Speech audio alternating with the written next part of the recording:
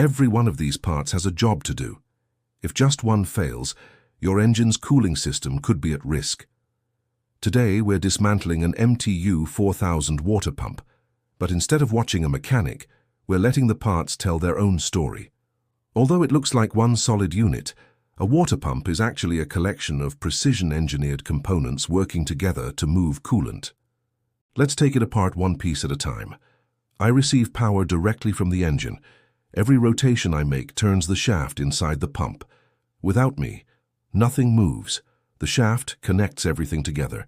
It transfers rotation from the gear to the impeller while passing through two precision bearings and a mechanical seal. Even a tiny groove here can cause a coolant leak.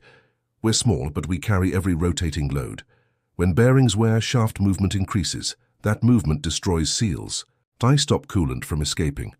I don't like dirt, I don't like scratches, and I definitely don't like worn shafts. I'm the heart of the cooling system.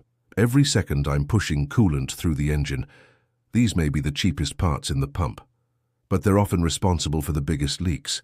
Never reuse old rubber seals during an overhaul. Most rebuilt pumps don't fail because of poor quality parts. They fail because of poor assembly. Take your time, keep everything clean, and inspect every component before putting the pump back together. Understanding how each component works makes troubleshooting much easier.